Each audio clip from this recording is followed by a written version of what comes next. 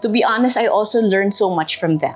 Like, they're really smart. What I want her to know is that her body is not just for show. It's actually the one that's gonna serve you all your life. Like the voice in her head is not her mom nagging her, but encouraging her. Hi everyone, this is Marga Tupaz, Editor-in-Chief of Modern Parenting. For those of us with daughters, National Daughters Day is a beautiful reminder to celebrate the everyday milestones that shape our girls into the women they're becoming. It's about all the firsts we witness, the first time they chase a big dream, the first time they accomplish something that they did on their own, or the first time they stand up for themselves. I have been blessed with 3 sons and of course 3 daughters. And speaking from my own experience, I can tell you that raising my daughters was literally like raising my best friends. Today, we're gonna share insights, struggles, and heartwarming stories about what it's really like to raise daughters in today's world here on Modern Parenting's Couch Talk.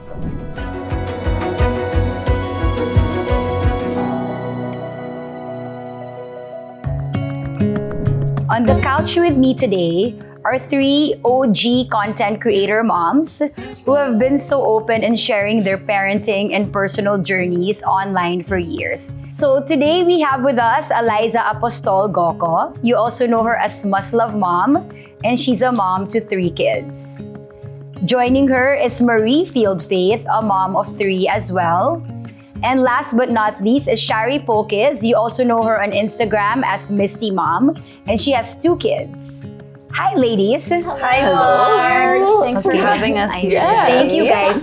Wait, I want to just go through quickly, because I know your kids are, I don't even know what ages they are now, but I know that there's 2, 3, 3. So Shari first, how old are Celine and Tristan? My daughter is 12 and my son Tristan is 9. So tween. You have a tween. Talagang At the cusp. Yeah, at the cusp. At the Exciting yan. Let's get to that later. Jinx, how old are the kids now? Okay, I have a 21-year-old, my son Zach, he's my eldest, and I have a 15 and 11 daughters, Lucia and Rocio. Marie, your 3 kids. Potley's 15, Tubby 13, and my youngest Bella is 10. These are like interesting ages. But can you please update me on what they're into, especially the girls? Shari. So my daughter Celine is a volleyball player. She's in her school's varsity team. I see your stories. As a sports mom. Exactly.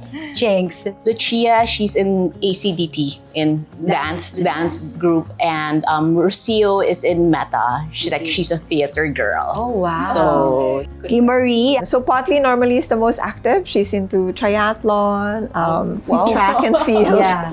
And then obviously volleyball as well because she's in a new school. Baila is more on the theater. So And she models. artsy. And she models as well. Okay. So it's been, they're that big. they're And very flown. active. And they're all active. They were I babies know. before.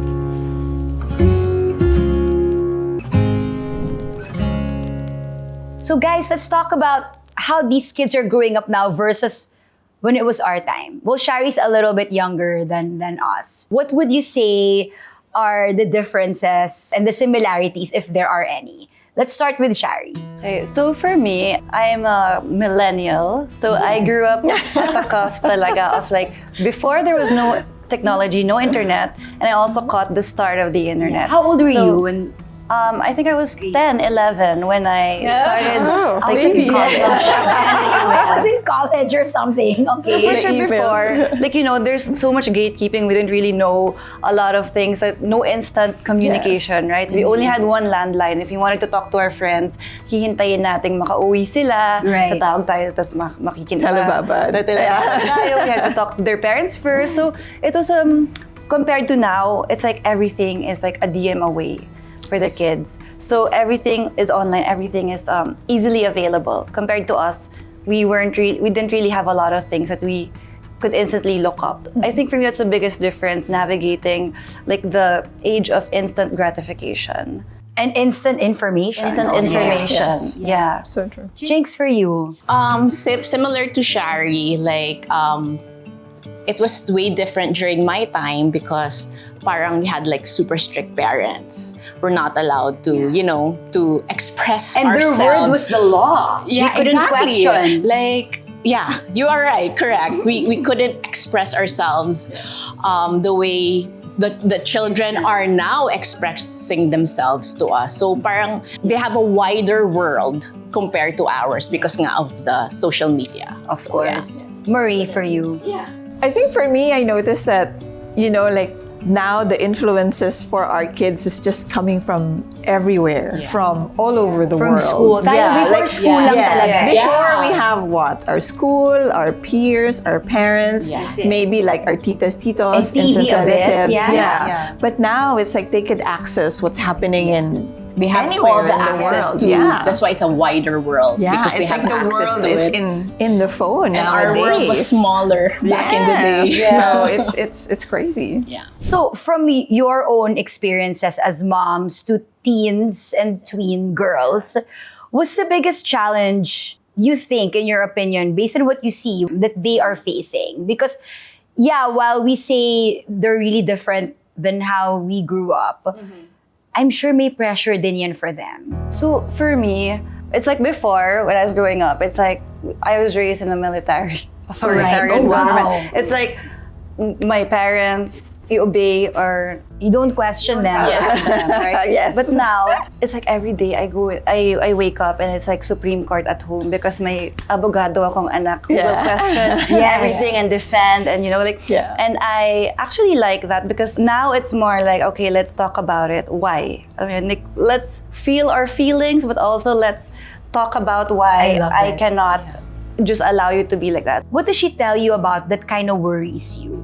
Bullying I think it's ba? more finding her own identity. Okay. Because of course, like Marie said, they have so many external factors. Like when we were young, it's like our parents told us, okay, this is your path. This is what you have And to you work do towards this. that. And it's just that, right? We didn't have like social media that was telling us this is the way to go or like the blueprint. Now it's like, who am I really? Am I like my friends were like this, the social, like what I see on the internet. So it's worrying na parang maybe they'll be so influenced by what they see on social media that they don't really find out like what path they want to take. So that worries me, finding her own way.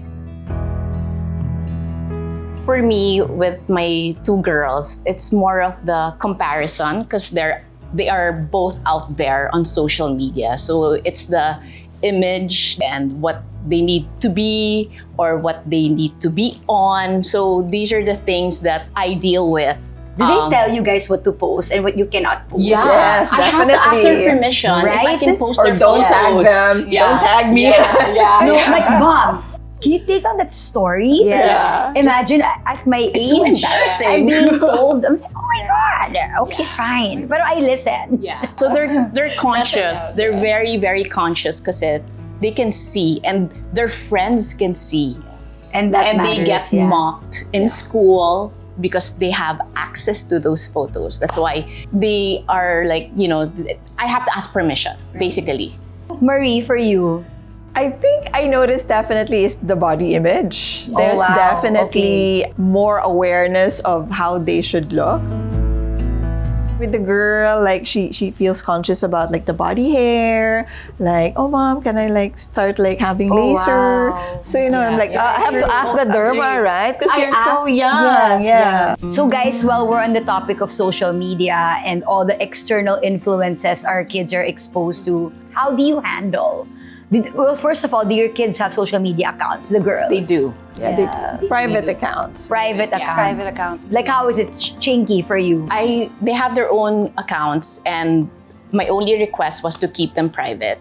And For you to be a follower. a follower. But I know for a fact that kids these days, they have multiple accounts. But my only way lang talaga is really open communication. And I tell them the internet is very big and dangerous. So Right. the only thing I can say is constant reminder that be mindful, be smart about posting.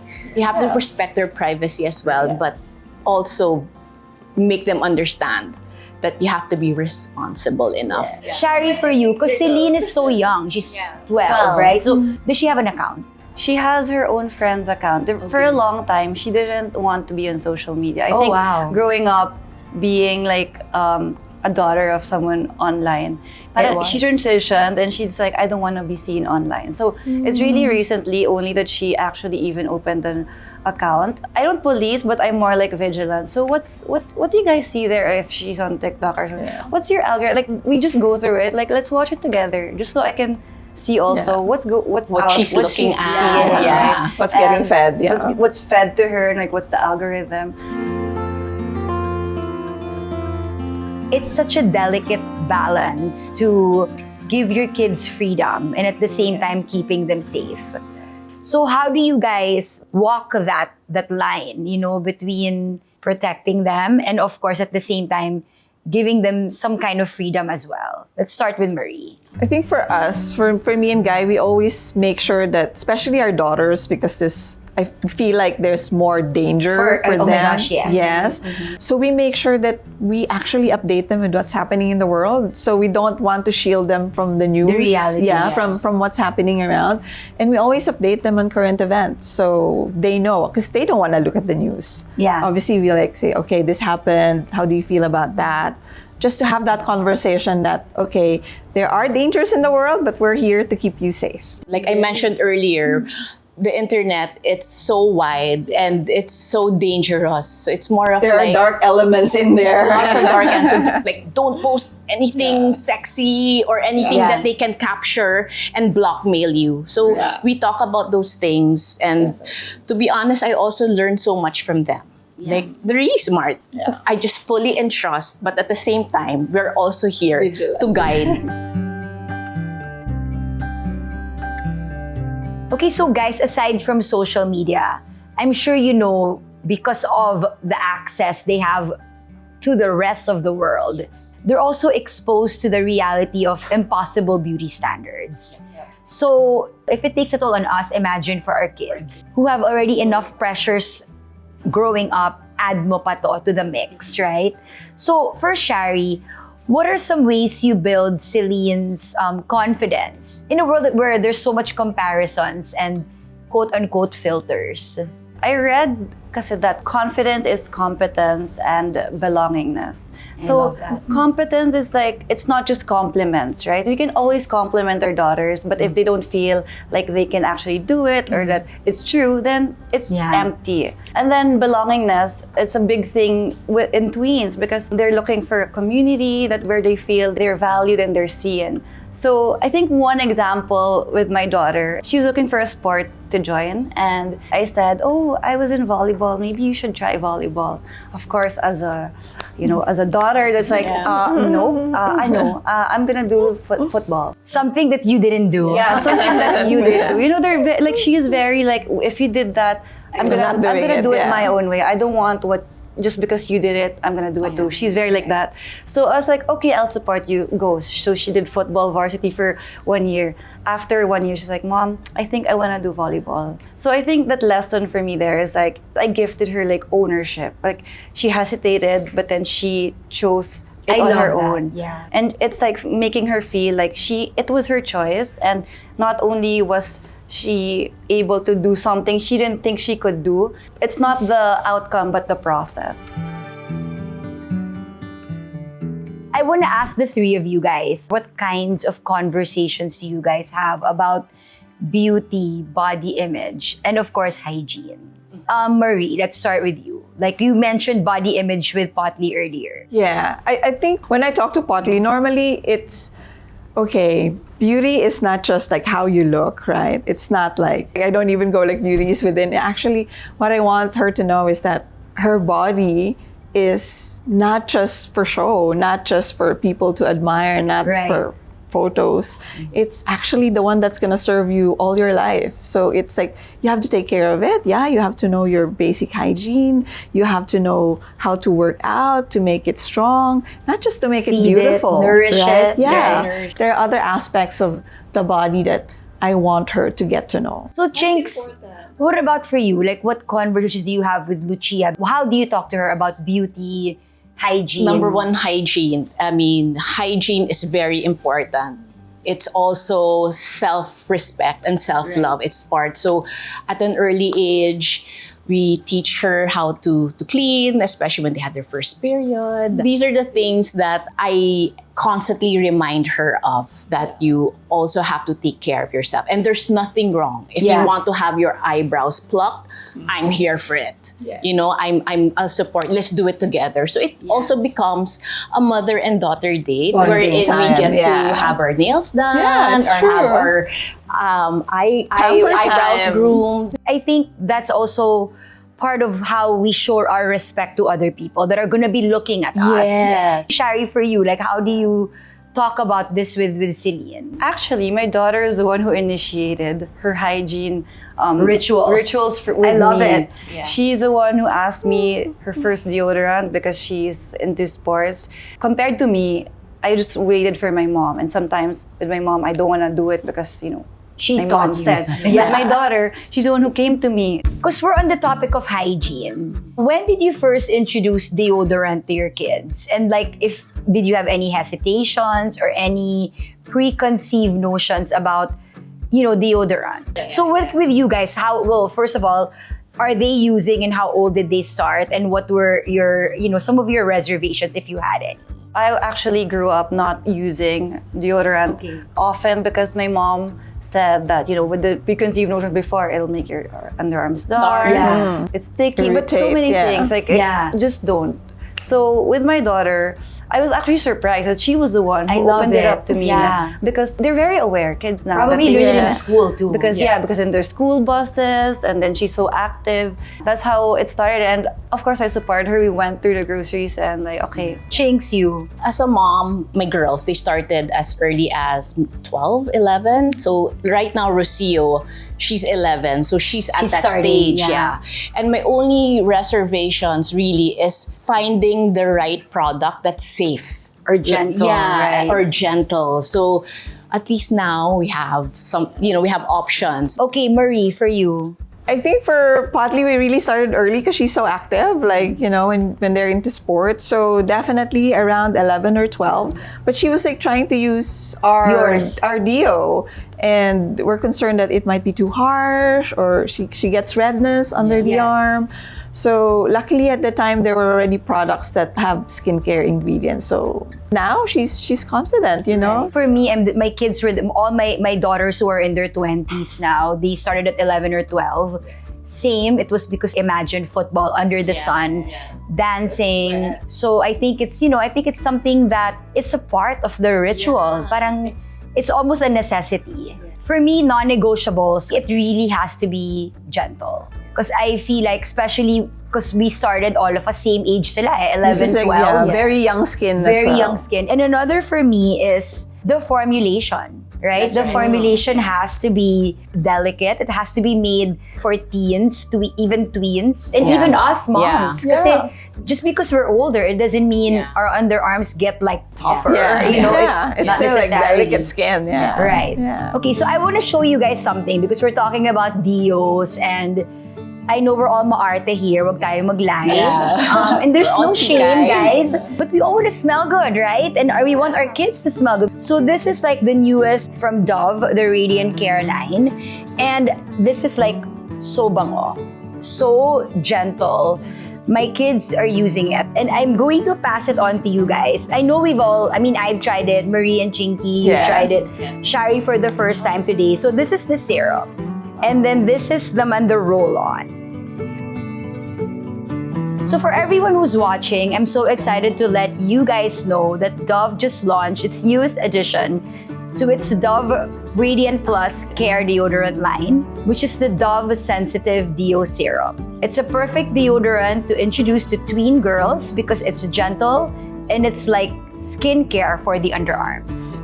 Okay, so what do you guys prefer? I saw the ingredients. It has niacinamide, which is what I use on my face. We all do. It's like Skincare for your kilikili. That's why you have radiant underarms. But what do you prefer, Marie? Like, since you've been trying it for a while, you and your girls, what do you like? So Potley actually preferred this one. She loves that it's easier to apply. She finds that it's quick drying, it's lightweight. So she doesn't get conscious na, it's sticky or something like that.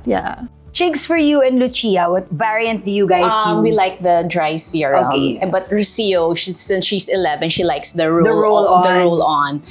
What I love about these is that it's safe because the ingredients are non-harshing and it also protects from sweat and odor. And we've tried it. I think It this really protection does. from sweat to me is key. Because guys, even us, perimenopausal moms out there, you might want to try this because hot flashes Oh, is so real. Yes. Like I could be just sitting in my bed and it comes on and you're like just profusely sweating. You don't even know where it's coming from. I can So relate this to is- that. Yeah. It's really good because it's like 48-hour protection. Shari, first time trying it, right? But I'm sure Celine would. My first impressions, like it smells so smells good, good. but It it's does. not overpowering. For me, it just smells malines. And It fresh. smells so powdery. Yeah. Parang pag nasa kilikili Parang bagong ligo. ng daughter ko, like, paamoy don't mo wanna nga, sweat. paamoy nga ng kilikili. It smells so good.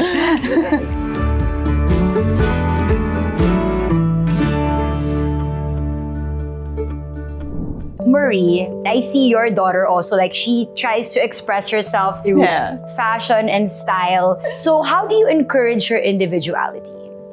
It's definitely a learning curve for me because in the beginning, I kind of like want her to almost mimic my style, but she obviously has her own fashion sense. It's that huge jeans that can fit. Very street style. Yeah. Street, very street. And so really, it's like you have to be able to like appreciate what she's trying to do without imposing. You're like, oh my God, why did you Just do that? remember it's a phase. Yes, yes. And it's like, okay, that's a new style. Should I get one? It's like, no, mom. Like, it's only for us young people. I'm like, okay.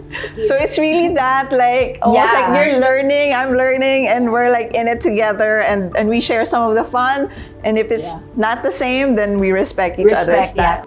Because it's Daughter's Day, I want to talk about the firsts of our daughters, like the realities, their first bra, the first time they got their period. Let's kind of talk about that because this is something that it happens, but I don't feel like there's much conversation about it. My daughter, in the beginning, when we shop for bras together, so you can help her with the sizing. She'll be like smaller than my size. And then it's like, oh, we're the same size. And then after a while, it's like, oh, okay, I've been left behind. It's a fun process. I mean, shopping together, right, with our kids. Jinx, you are Rocio also. Yeah, she's using trainer's bra already. So she's more relaxed because she sees it with us. Yes. Like she's more confident in a way because she knows her ate uses it. The first one I just pass on, like we share. Yeah. But eventually they'll outgrow us. So they have to have their own. Parang wow, where did you get those jeans? Shari, you. Mine is so different because like I wanna choose my own. So it's like, oh, look at this. This is like what I wore when I started Nope. Like in the training Nope. Yeah. Like she chooses her own style. What about first time they get their period? What was your experiences with your daughter's first periods, Shari? My daughter got hers when she was 10, even younger, because I got mine when I was 10. And she didn't know that it was that. Oh my gosh, mom, I'm bleeding. Is something wrong? Like, She was in am I school. sick? Yeah.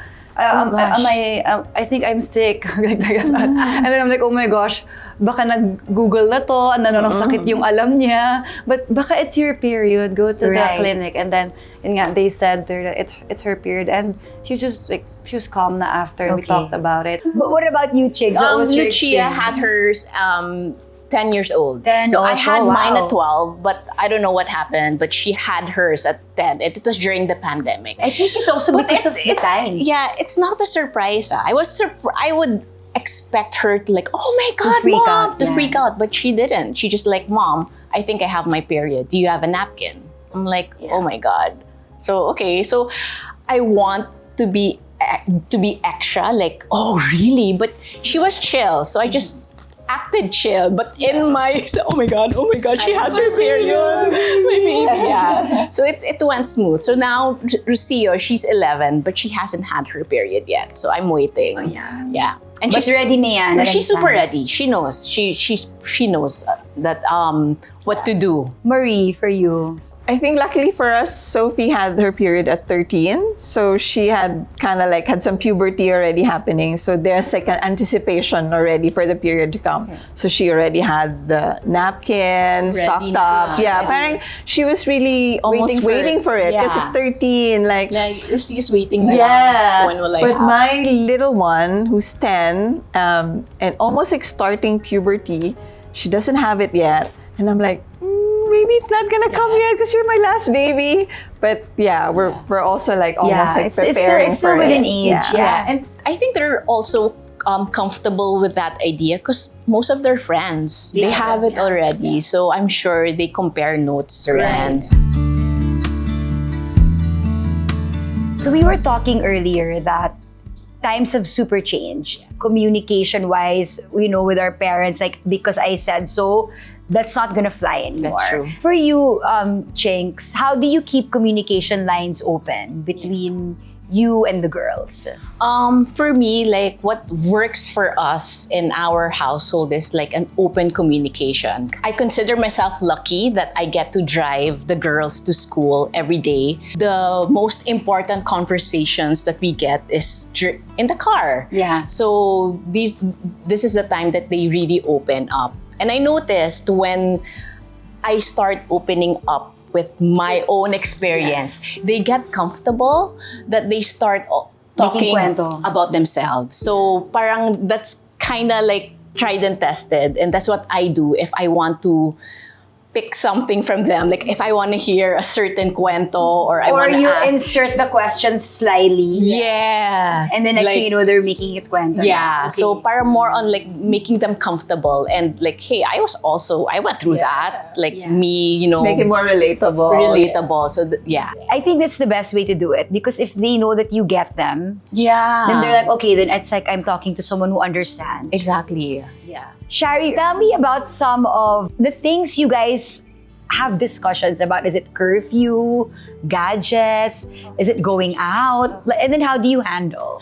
I think most of the big issues revolve around going out, sleepovers especially. Oh, wow, okay. So for me, before actually, I was more lenient because I hosted sleepovers. And then of course, when the other parents asked, Wanna host? I actually allowed her before. But then, parang di ako makatulog. So sinundo ko siya ng 12 midnight. I'm like, I don't know why, di lang makatulog, all the things in my head. So after that, we had a conversation because like, Mom, why can't I have sleepovers anymore? And like, it's one big thing. And of course, it's not gonna fly because I said so. So I told her the dangers. I told her what happens. Yeah. And like she cried, but she understood me. And like, I know you will hate me. And I tell her that like, yeah, but I cannot be your best friend. I am still your parent. Like, I can tell you why. And if you don't understand or not, then it's up to you. But, this is how it is for now. Yeah. And I know how you feel. I feel you too. I'm sure I'm gonna be, like when I was a kid, I also told myself, the same things you're telling yourself, right? But in other aspects, we can compromise, but there are some things we can't compromise on. Yeah. Marie, for you, what parenting style, are you going for or do you find yourself more into? Kasi there's so many out there. But what kind of parent are you aiming to be? Do you want to be a cool mom? Do you want to be... For us, we are a mixed culture household because my husband is British. So that brings about a very different kind of parenting as well. So I would say we're more collaborative, where I have to collaborate with my husband at the same time we're collaborating with our kids. So there's definitely a lot of elements of conscious parenting in it, because we both have attended conscious parenting training, trying to be more mindful of the experiences that the kids are experiencing rather than just saying, this is how it is. So there's definitely adjustments every day and conversations that needs to happen. Like, you're not supposed to use a gadget past this time when it's a school night and you're still using. So I would love to say it's collaborative because every day we're trying to like kind of meet somewhere in the middle where no one is not getting what they need.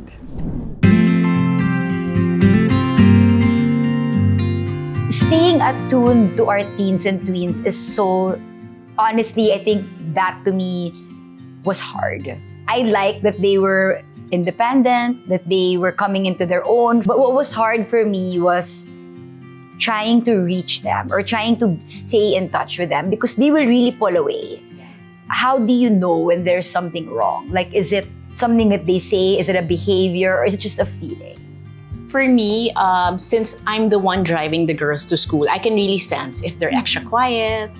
What I do is I ask specific questions like, who did you eat lunch with? It's not just like, how was your day? What did you do? I ask And more. we get those one-word answers. How was your day? Fine. Fine, okay. Parang, did you do something today? No. Yeah. Oh, can we get a little bit more? be more details. Yeah. So more on like I ask. And I value my Your time, alone time, my alone time with them. Like they know that I'm that present mom. I'm always there. Like they can talk to. Yeah. So for you, Marie, I think for us, it definitely shows on the amount of food they're eating. I can tell. Oh, so it's like I love it. It's a sensor. So normally they're quite cheery and happy, and they they'll eat be a like, lot. yeah, because they're like growing teens, so they're in and out, going in the fridge, checking what's there. Like, Mom, do you have this and that? But if there's nothing like that, just in the room, quiet, and I go in and like, hey, you want us to like go out, eat something? Or you want a snack? Yeah, I'm making this. Do you want something? And then normally I take the person just one at a time. So if it's a daughter, just a daughter, and then the conversations would flow when they're not with the other siblings as well. Yeah. Shari, for you. My daughter, I would know right away because she's very makwento. So I know what's happening with her friend group, this girl, this classmate, this like everything happening is like kukwento niya lahat. When it's a day na parang hindi ko alam anong nangyayari sa best friend niya at anong kinain There's nila. something wrong. I'm like, wait lang girl, parang wala tayong wala akong chika ngayon. There's no Supreme Court trial Yeah, today. there's no tea about this friend of yours and like your best friend. So, yun na, parang, and then I would ask, like, so how are you and your best friend or what this friend? And then I would find out na, there's something happened or like they're going through this. So it's because she's so also very outspoken that I know. No, I love that you guys know your kids so well, that you know when there's something's off. It's hard, ha? It's It hard is. to try to read them. It's even harder when you know they're going through something and you can't reach them. That's a whole other part. My next question to you guys is, how do you stay grounded emotionally while raising these young women who are such complex creatures? Because there are times you want to lose it. Yeah. There are times you just want to go, but you can't. So with Shari, how do you, because Celine is so headstrong and Oh, there are times I lose it. So, syempre, I don't have the like I want to be like, yeah, I'm so nonchalant and like all put together. Pero of course, like with my patients, also like there are times we get on each other's nerves and we really like get at it. Pero at the end of the day, I think what is important and what she also pointed out with me is like, Mom, I like that you say sorry when you did something. Yes. She like when she said that, it's like I couldn't even say that to my mom. Like my children. Yeah. Earlier, Zach was already getting ready for school. but I had to drive the girls. I didn't mind him too much, but I knew he was just around. Yeah. So when I dropped the girls off and I was driving here, parang kind of, oh my God, Zach. So I called him like, hey Zach, I'm sorry if I wasn't able to attend to you, but everything okay? Because I was rushing. Oh, it's okay, Mom. I'm on my way to school. I love you. I love you too. So it's more of the open communication and being aware. yeah. Like sometimes kasi we forget. And they like to see us to be human. Yeah. That's one thing they said. They said that to me too, is that I like that you apologize. So Marie, for you, like how do you do this whole, staying grounded, showing your kids you're human? There's definitely pushing the boundaries with our teen. Guy and I had to almost like really be in unison, like be united in the front that these are the rules, this is how we're gonna do it. But yeah, it's definitely challenging. So I think like for all of us, self-care and actually taking time for ourselves is really important. That, okay, I have to take care of me so I can actually really be present for this other human being who needs me. As moms, our role isn't just to show up for our kids first. Like, we're not just there for the good times, right? when they're at their lowest of the lows, it's us that's gonna be there for them. For Shari, how do you help Celine believe in herself in this world that's so judgy? And how do you encourage her to dream big while staying true to her values? So my daughter and I, how I can show up for her and how help her is to really just make her feel like, go ahead. Do what you feel like you're doing, of course, within the boundaries of our rules and regulations. Be open to failing. It's okay. It's okay to make mistakes. You want to do this, you end up not wanting to do it. It's like explore. If you fail, it's okay. I'll be there for you. Yeah. And also, I just want to be a voice for her that when she grows up, you know how it's not exhausting. Like the voice in her head is not her mom nagging her, but encouraging her and feeling like, it's okay, I got this, I failed before, I can do it. Do you know that I heard this from somewhere that our inner voice is our mom's voice? Oh, yes. Exactly. It's not your dad, it's not your teacher, it's not even your mentor or your favorite person in your life. That makes me think, oh my gosh, what do my kids... I'm sure sometimes they'll laugh. I'm sure sometimes naiinis sila with me. But I hope they do remember that my mom was my safe space. Like I could tell her anything, okay, fine. She'll react and be petty in the beginning, but at the end of the day, she will be my refuge. Yeah.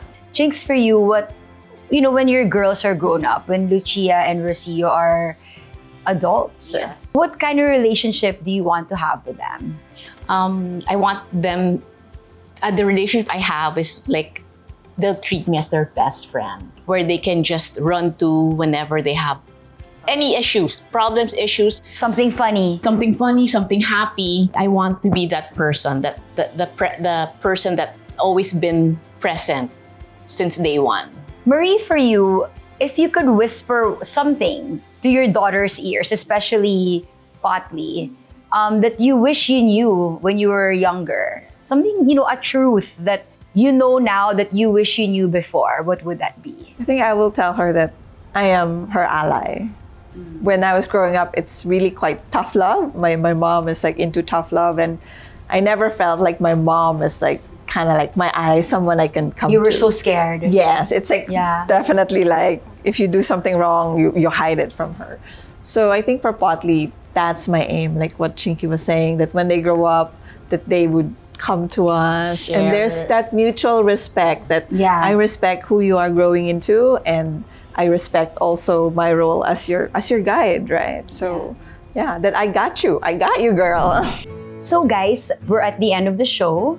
I would like to ask you guys to just give quick messages to your daughters. It's Daughter's Day. Yeah. It's their day. Pag Mother's Day, they greet us, diba? It's messy make tampo if they don't.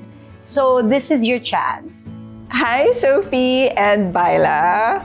I would like to greet you a happy Daughter's Day. And I know there's so many amazing things that you're gonna do, you're gonna experience. And I just want you to know that your mama is always here for you.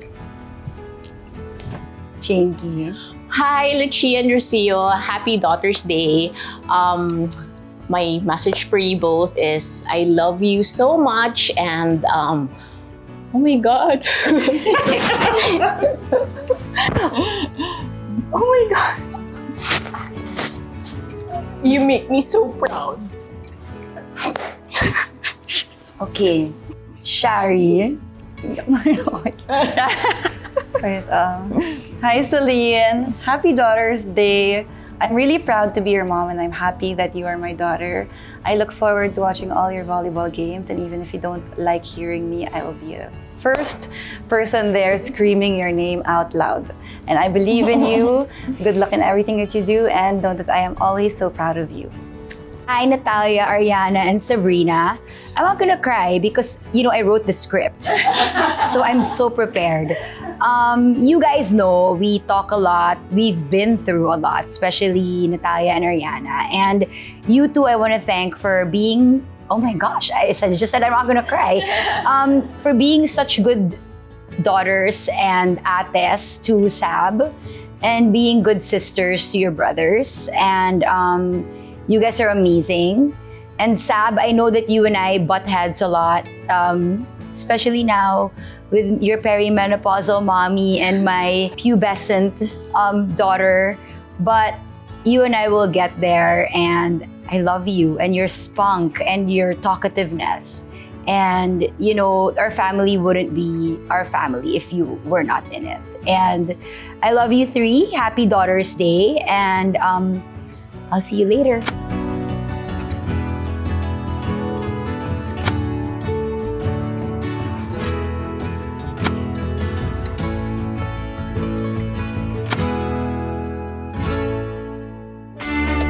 Raising daughters in this generation is both a challenge and a gift. The world they're growing up in may look different from ours, and as much as we would love to hold on to them forever, we know that they have to take flight sooner than later. Today's conversation is a reminder that we don't have to strive to be perfect moms, but showing up through every first, every milestone, and even the moments we don't always get right is all that matters. At this point, I would love to thank our episode partner, Dove, for celebrating Daughter's Day with us here in Modern Parenting. Thank you so much, girls. Thank you. Gusto ko yung pinaiyak ko kayo sa end. Oh my gosh, I did not expect that. So thank you guys for being so game, so honest with your answers. It's okay to cry. So now you're gonna go home and hug the girls and Oh, yeah. tell them to text me. Say, thanks, Tita Marga. But honestly, thank you girls so much. Thank you for having us. Thank you, Dove. Thank you, Dove. Yes. Once again, this is Marga Tupaz, and thank you for watching another episode of Couch Talk. For more videos like this, please subscribe to the Modern Parenting YouTube channel. And to all the daughters out there, happy Daughter's Day. Bye everyone.